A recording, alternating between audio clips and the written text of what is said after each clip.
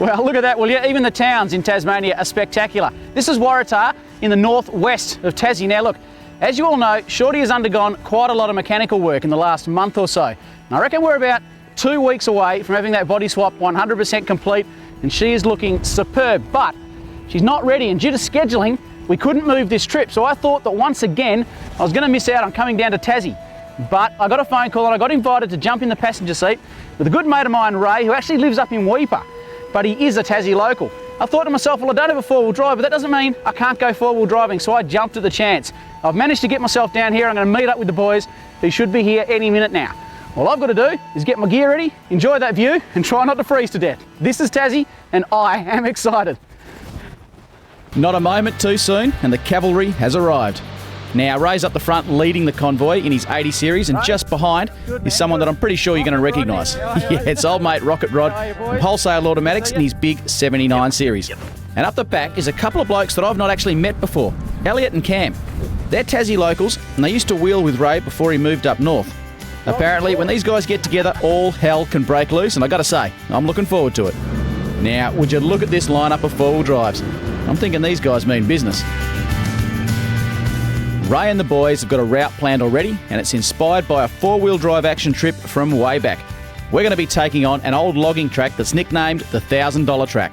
It starts just east of Waratah and winds its way south to the junction of the Coldstream River.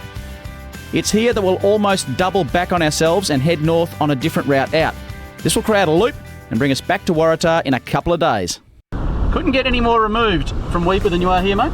Yeah, no, it's a bit of a drive down. I think I did 3,600 k's. Yeah, but you were born and bred in here, weren't you? Yeah. In here, Tassie, I mean. From down near Hobart. Yeah.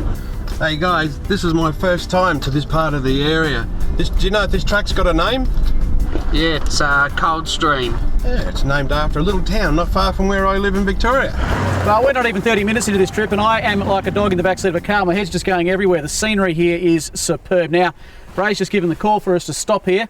There's an old bridge here and a river crossing. After this, we get into the tough stuff. So, of course, we're going to air down. Now, Ray's got himself a brand new set, Mickey Thompson's 35s. Ray's just going to drop those pressures down now. The rest of the boys are doing the same. I'm not driving, but I'm still excited. This is four-wheel driving. This is Tasmania. This is absolutely stunning. Look how crystal clear that water is. That is typical Tassie stuff. This bridge has long since collapsed, and now there's only one thing for it. You've got to drive across the river. What do you call this river, do you know? Broken Bridge River? Oh no. Broken Bridge River, I like it. Look at that. It already goes to show that this track is for four-wheel drives only, and tough four-wheel drives at that. Oi. Oi. I'll hold on to everything you drive. Get dashboard going. So close. That's hitting something of a large, solid size. Now, if it wasn't for that awkward rock right in the middle of the track on the exit, this would be a very straightforward crossing. As it is, though, it's in the perfect position to hit every single diff that comes through. Well, I've made the first part of the track look hard anyway. Second gear low in the auto. Wow, that's a big rock. Oh, that's an evil rock. Wow, this is... You got to be really careful about your line coming out of here. You haven't even started the track, and you're up for repairs straight away. Ooh, a big bang. Didn't like that at all. Have a look at Elliot's 105 series. I tell you what, that is an absolute beast. When you see it in person, you realise just how much attention to detail has gone into the build. That was a bit interesting. Locker gripped up too much. He's having a few troubles getting up that bank, and I reckon the double lockers have thrown him sideways. There really isn't a lot of room, and that 105 is actually quite a big truck. Alright, Elliot, back up, come on! Yeah, let's get in angry mode. Come on. Elliot's up, but that's just the beginning.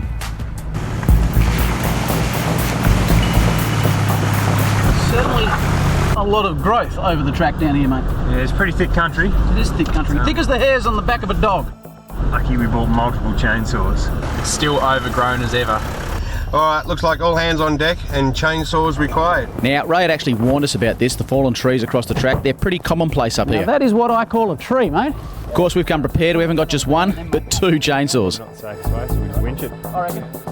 Now, we're going to winch this tree down to the ground before we make the cuts. Of course, that's to avoid using a chainsaw above our heads. Pretty dangerous practice, and if anything goes wrong out here, well, we don't need to go into that, do we? Yeah, I knew it was something. Ray's got his Dominator winch up front, and I tell you what, that tree is no match. Absolutely no match. No, that should be fine.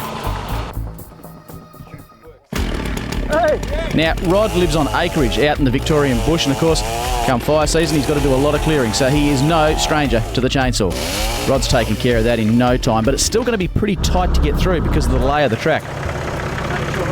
I'm staying up front just to give a bit of guidance, just make sure we don't hit any side panels coming through here. It is actually extremely overgrown and a lot tighter than we thought it would be when we cut that tree down. Have a look at the moss on the trees out here. I tell you what, this little part of the world doesn't see a whole heap of sunlight. That's all there was. We'll give this a go. Try and keep nice and straight, Rod. That's it. This is going to be close. Oh, that's got to be close. On that line, I think you're going to be okay. You're going to be okay. Slowly, slowly. Yes! Mate, you did that so well. Look at that. How close was that? That was precision. Righto. Jeez. Everything's so tight and trying to attack me.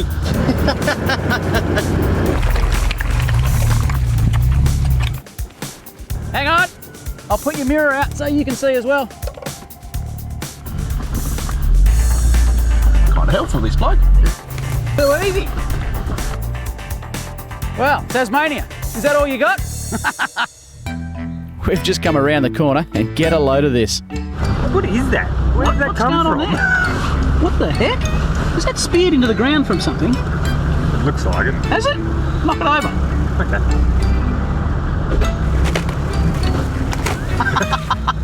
It didn't take much. Oh, it has. I reckon that has, mate. Look at that. There's the other half of it there. Yeah, boys, we did have a branch in the way, but we've dealt with it.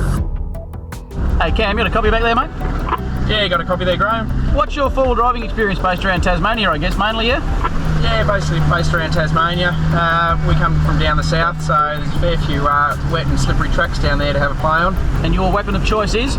Basically the same as what we're running in today, so it's a 105 series petrol, 100 series. Yeah, it's just running a set of 37-inch tyres and 4 or 5 inch lift and just front and rear winches. What we've actually done before we got out here is Ray's given me a couple of GPS positions which I've plugged into the HEMA, the HN7 here. I've got them marked all over the place. In fact, he's given me some absolutely cracking spots all over Tassie, but one that I'm very interested in right now is a hut that they've told me at the join of the Huskinson and the Coldstream River down here. Now, there's quite a benefit to actually putting a waypoint in like that, and of course, the main one is that you know where you are at all times and that you're heading in the right direction. The other thing, of course, is that you can sort of judge your time frame because you know how far you've got to go to that next waypoint. And for me, that's important because I guarantee you we're not going to get in there today. We'll be in after dark tonight. But we're heading in the right direction. I can see the hut on here. I can see the junction of the river. Got the whole thing mapped out. It's just a matter of keeping on going. This track proving to be quite the challenge. I'll talk, you drive. Okay. Rear locker kind of hole, I reckon. Oh, this one's a little bit soft and deep on the left. Waratah is in fact one of the wettest and coldest places in the whole of Tassie, and trust me, I can believe There it. is then a hard left. This track's been ravaged by big rainstorms that come through here regularly, and I've got a feeling it won't be long until we'll have the winches out again. Yeah, follow on through, guys. Big long straight after that. Oh, here we go. I was slip sliding around everywhere. The old girl didn't want to turn. Cam's informed us all that there are a couple of notoriously bad spots along here. The silt or mud can be thick, slippery, and it can bog down even the toughest four-wheel drive, no problem.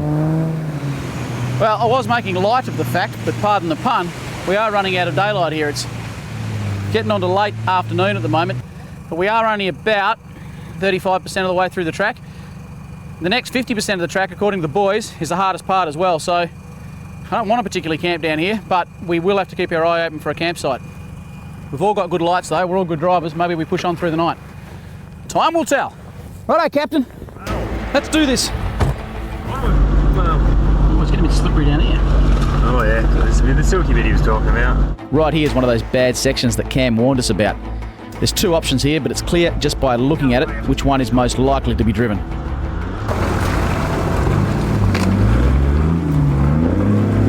Holy dolly, that looks horrible. Yeah, keep it straight, it's not difficult. Better use that tree to your advantage. Yeah, I'm thinking that I might be able to slide along it, but That's it, you're up. No, you're not. How's it looking? It's looking very sloppy. Problem we're encountering here is twofold. The mud is extremely slippery. It's probably the biggest problem. Second problem we've got, there's all these tree roots in here and they're pushing us down into this great big hole on the right hand side of the track. So what we're going to do is just get a winch straight through to that tree down there and try and winch the front of the truck around and up and into this. We'll get into here, I reckon we can drive from here on in. Getting the angle on the winch here is vitally important. We want to pull Ray away from that bog hole and back onto the track. We're just taking it slow, winching bit by bit. That's the beauty of winching through an obstacle like this. You can take your time. Having seen Ray struggle to get the 80 series through, Rod and the boys are having a closer look at the other option. But it's just bottomless silt and it's a no-go. This is the only way.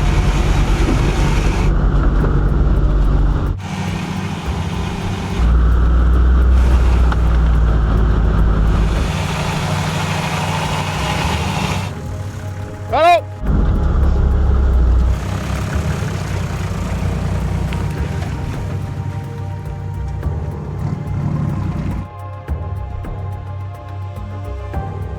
Righto, Rod's up and he was a little concerned about this with good reason. The big 79 weighs a heck of a lot and that drop off on the right hand side would definitely mean tipping. He would have fallen into it.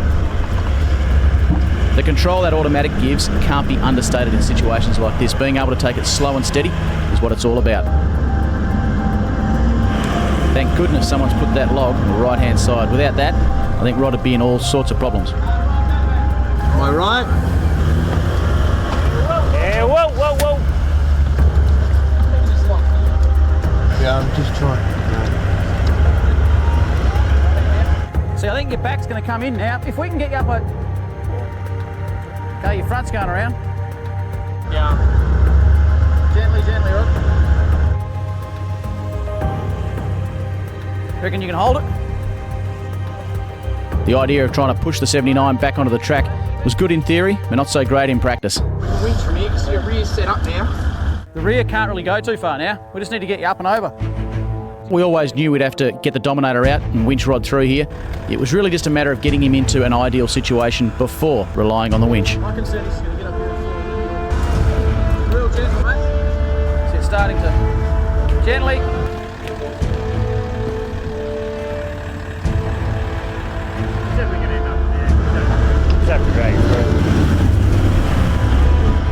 I've punched into this, it's like bloody soup. Yeah, it's probably as good a spot as we could have hoped for. Imagine coming out here without a winch. Madness. First part of this winching process is going perfectly. We're just bringing the front end of Rod 79 back in line with the track, and from there we can reassess the situation.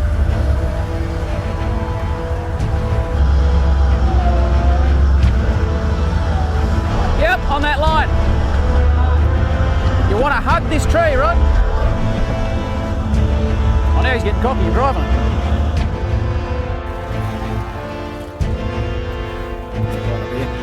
What we were concerned about here is just how tight this small section of track is. A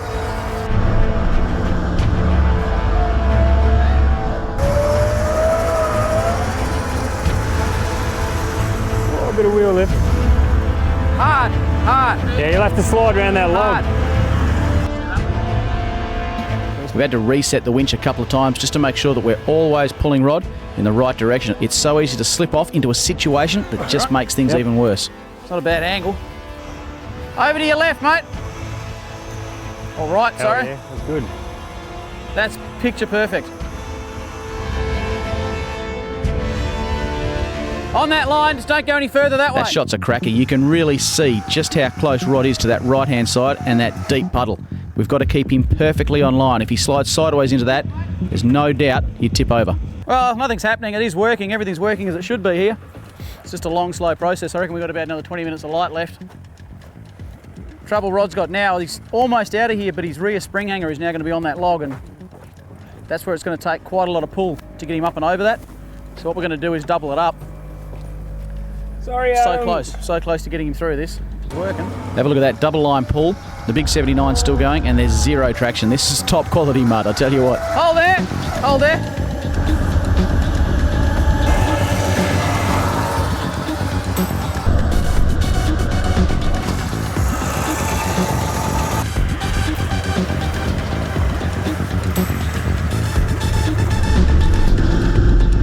Drive it. Yes, honk the horn if you need to, Rod. Go, go, go, go, go, go, go! Yes! Yes! Yes! Finally! What a drive. Elliot, you're up. Get up and over. Good on you. Look at that, straight Come through on. the first section where everybody else had to winch. That is a good effort, buddy, a really good effort.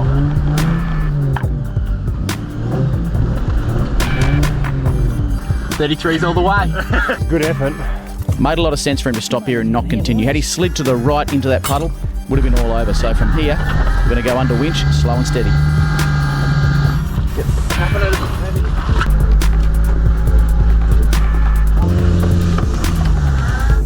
Let that winch out. In the effort right there, Elliot's actually caught onto something, maybe one of those trees on the left. And he's torn out a valve and, of course, flattened his tyre. Raced straight onto it. He's got a spare valve. We're back up and running.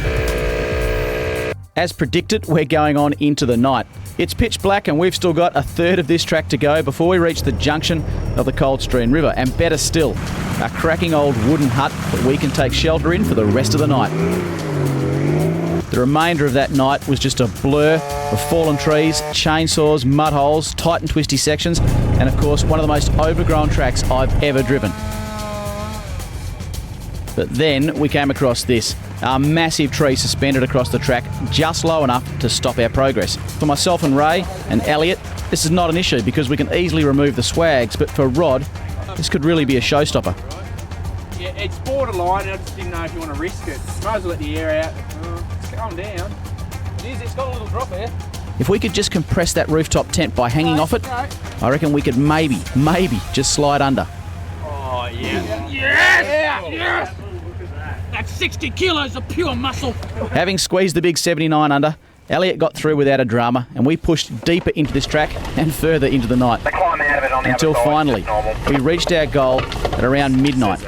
Covered in mud and absolutely knackered, we'd found the hut, and what a great place to stop for what's left of the night. Well, come to Tasmania, they said. The four-wheel driving's epic, they said. You know, I've seen a fair bit. I kind of thought, yeah, it'll be all right. We're going to have a look. It's got some nice countryside. I think they grow the odd apple. Tasmania, day one. Absolutely epic. 15 hours on the track. We're absolutely covered in mud, knackered. We've got breakages left, right and centre. Tomorrow's going to be a big day just fixing the breakages. We managed to make it to what I'd have to class as one of the best huts I've ever seen. We've got the fire going under some pretty torrid conditions. As you can see, there's swags left, right and centre. We're cooking up a bit of a feed. I think I'm going to crack something cold. It's just turned midnight. Tasmania, if you've not been, start packing. If you have been, pack again. Coming up in part 2 of this adventure, we've got some serious climbing to do if we want to make it out of here. What a drive, Rod! Go, Rod! We've managed to push roughly halfway along the track back out to Waratah, but right about now we'll be met with a doozy of a bog hole. All right, well, what we've got here is a bit of a notorious bog hole. It swallowed quite a few cars in its time. So we're not being negative here. We're not trying to make it so we're not going to get through this. We might. That'll be fantastic. But if we don't, it's deep enough that we're going to take on water and we don't want to be mucking around. So I'm getting everything pretty much ready now. I've got a tree trunk protector. I'm going to run it up to a tree directly behind us here. I've also got that winch cable out a fair length. It's called preventative maintenance. That's what it's called. Give it a go, mate. You might drive straight through this. I doubt it, but we'll have a go. Positive thoughts, Ray. Positive thoughts. Yeah. Just think that when we're filling up with water. Oh, look at that, it's easy. Or not. You're not going either backwards or forwards, mate. No, you're just digging holes, mate. Let's get that winch up. Righto, no sweat. I'll chuck it out the window to you.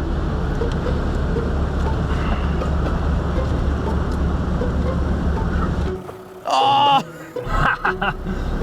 Better you than me. It's seriously stuck. We're starting to sink. And that hole looks to be round about the same length as an 80 series. It actually doesn't feel that nasty when you first drive in, and then it does. Take up the flag. Righto.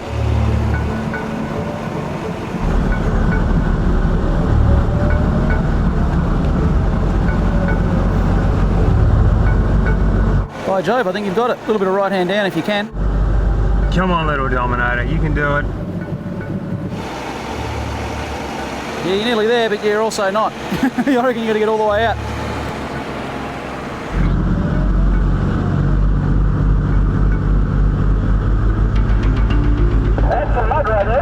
That's a lot of gloop. That's a lot of gloop.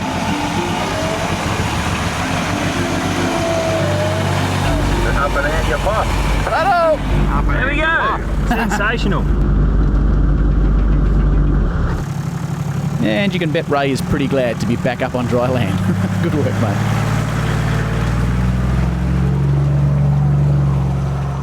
Without a doubt, preparation was key there.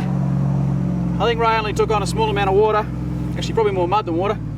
I think we'll do exactly the same thing for Elliot and for Rocket Rod down there, because I don't think they're going to make it. I just don't think they're going to make it. May the force be with me.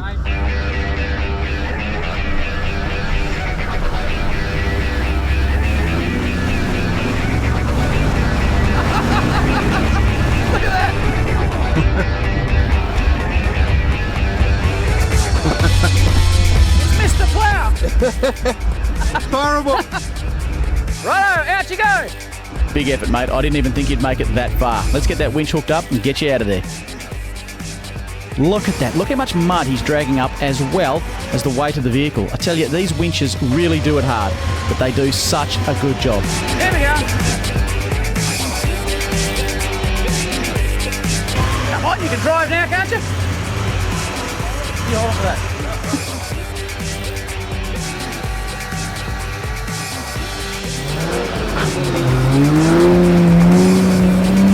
Come on, keep throwing. Oh, God. Left, right. Yes! Come on! Go again. So close! Oh, they're going again! Oh, God. We don't have to go back to Hobart for the run-up, mate.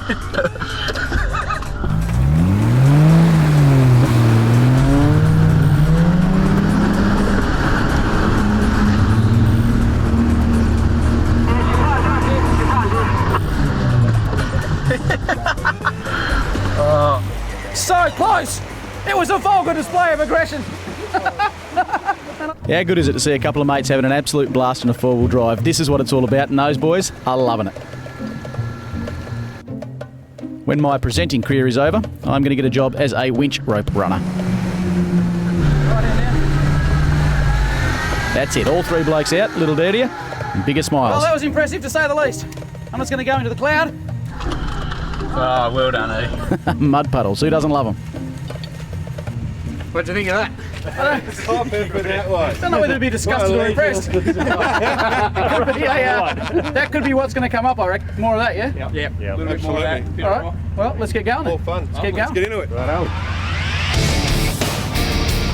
That's tight. The track out was actually very similar to the one we came in on, so we had a major battle on our hands. There were fallen trees everywhere that had to be chopped and cleared, or where we could, we drove over them. There was plenty more winching. There was driving through mud puddles across creeks, up rutted out hills, and yep, plenty more winching. But we finally made it out all the way to the end. What a cracking track.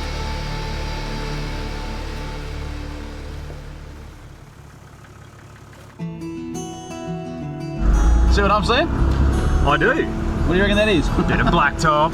Ah, lads, look at this, will you? We've hit the blacktop. Look at it, isn't it beautiful? There's no trees over it, that's a start. Oh, he's unleashed the beast. We're on. Oh, it's so smooth after being in there for so long. You would have thought that this was perhaps enough for the day, but just like you folks, these guys live and breathe this stuff over here. So Ray and the boys have other plans, seeing as we still have some more time up our sleeve. Now, Ray's led us out to another little track that takes us back to Waratah via a place called Magnet Mine. But he's not been out here for a while, and it's changed big time. Righto, mate, I better get something to hang on to here. And there you go, you can yell at other people on that. Okay. What's she like on the old angles? Well, Well, at least you're falling that way, I'll fall on top of you. usually not too bad, but we've got no sway bar today, so. That's right, yeah. Now, there was a bit of an argument about what's actually caused this erosion gully out here. It was in fact dug by man to direct water down to the mine site. It's actually quite a deep gully, and it runs the entire length of the track. It's actually very narrow down here. There's no option but to drop two wheels in and try and drive it. Level ground for a split second. Yeah, now we're going that way. Now I fall over. I really think Rod's going to struggle due to the 79's height and centre of gravity. but it seems he's got problems before we even get started.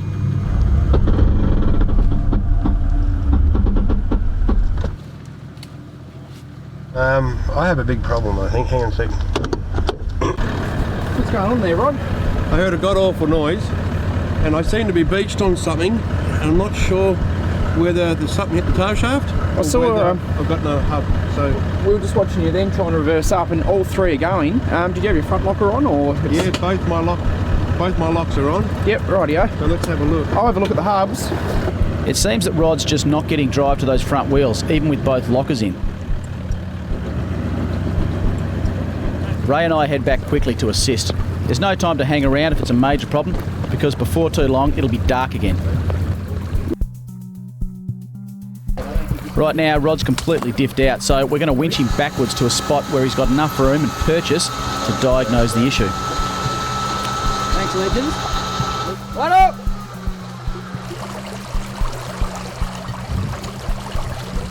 Okay, take up that slack. Righto, Rod. Just let me know when you're ready, mate, and we'll winch from there. Roger that. Off you go. Winching.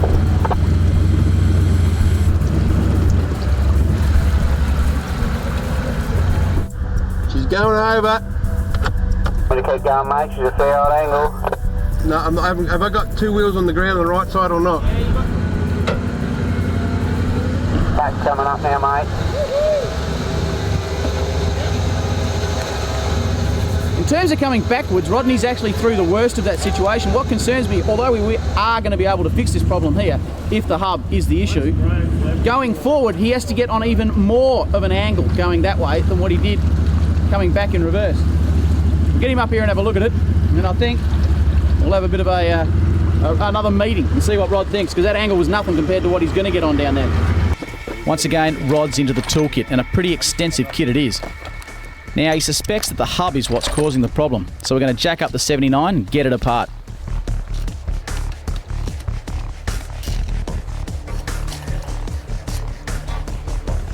Boing. Yeah, she smashed to bits, which is a good thing, because it's the easiest thing on the truck to fix. I reckon Rod is the king of preparation. He's brought along a spare hub just in case this happens. He knows the weak links in the 79 and addresses each one of them individually. Now, of course, this isn't the most ideal spot to be fixing a hub, but it'll have to do.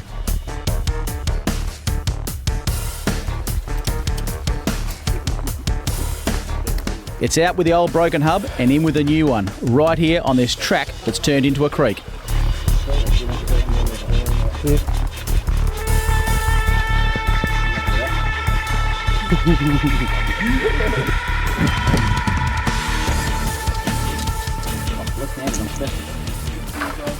These underwater jacks are great. It's not too long and Rod's back on the move. It actually didn't take us very long to get that hub replaced. He's decided that going forward is the best option, and he's right. The big 79 handles the next section like there's no problem at all. I really had my doubts there, and Rod proved me wrong. Now, it's Elliot's turn in the 105. Hey mate, come on through. Just watch that left hand lane. Too fat. This really isn't going so well for Elliot and Cam. The 105 is just a little bit too wide to avoid dropping into this deep washout on the left. Careful when you come off that log. What log? Well, I think you're up on a log. Hey guys, can you give me a spotter up here, please? Oh, stop. It's obviously fallen in a bit of a hole here, but as you can see just in front of the car it gets a lot shallower, so we can use the mat tracks to hopefully make it climb up on top of this log, which will level the car out and then get us off that bank and away we'll go, hopefully. I wouldn't mind getting a handful of people over here.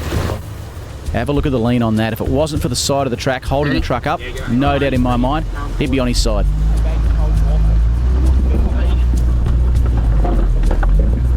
Talk to me.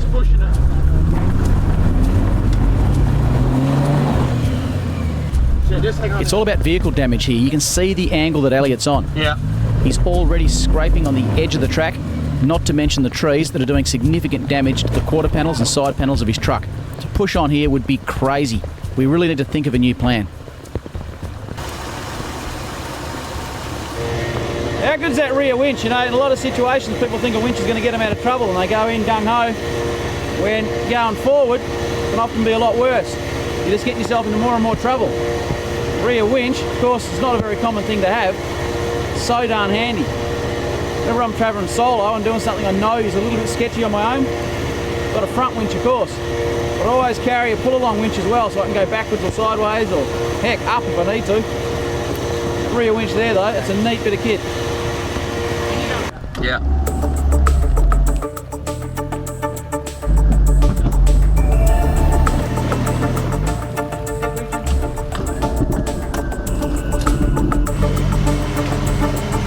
What's that look like, Cameron? Just tell me. The front guard is dented. You know, it always amazes me how you can get 2, 3, 4 cars through an obstacle, but there'll just be one car that's got an individual difference that makes the world of difference when it comes to driving a track. And the case of Elliot there, he's just a little bit too wide and he can't get himself up onto this bank to avoid getting in this ditch here. You'd think, why can't he just give it some herb and drive up on here, but he's digging in, he's making no progress, so. Yeah, I can't get there. Go back to where we were. That's how we got. Wow, he is back. Mate, I reckon you're just about to rip a door panel off there. Yeah, well look Graham, I think I've decided to make a brave choice and I'm going to call it a day on that bit. Not being able to step up into this bit behind me, it's just pushing that left hand side straight down the we could have got you up here. there. And we could have got you up here, but it would have taken us another couple of hours. Correct. I reckon we would have done a whole heap of damage to this track because you would have had to come up through here and knock it out. Right. Correct. I think calling it's the best option there. Yep. I've just had a quick chat to Cam. Yep. He's told me that there's another track just around on the other side here that we can quickly duck back around and meet you down the other side. Yeah, right. What am I doing standing in a river then? That's it. We better get to it. It's never nice to have to split up the group, but in this instance, it seems to be the best option. Elliot knows what he's doing. He's been down this road many a time before.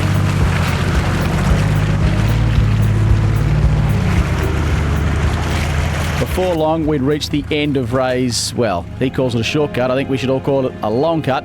And we've regrouped with Elliot and Cam back in Waratah. We've decided to hop out of the Forbies to get an up-close look at the amazing waterfall that's right in the middle of town. How many towns have got a waterfall right in the middle, and one as cracking as this one?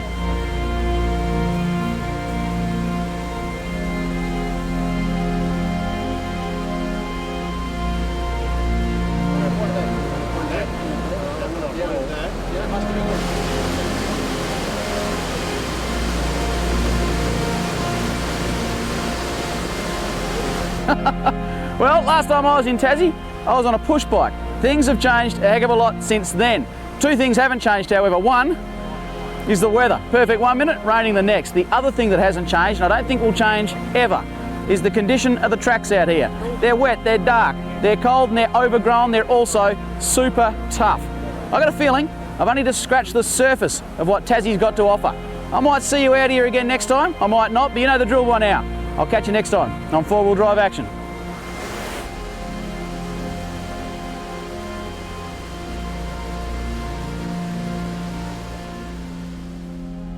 If you want to hear all the tales from behind the scenes of this adventure, make sure you read my article in the next issue of 4-Wheel Drive Action magazine. Also in issue 229, we answer the biggest question in 4-wheel driving: IFS or solid axle? Find out how to make your solid axle 4-wheel drive handle like a new one, and how you can build a tough IFS truck with suspension setups under the microscope. If you ever wished your 4-wheel drive performed just a bit better, you can't miss issue 229. And if you simply can't get enough of 4-wheel drive action, just jump on our website, sign up to our e-newsletter, or like our 4-wheel drive action Facebook page, where you can get all the info and advice you'll ever need. Get involved, you're not going to regret it.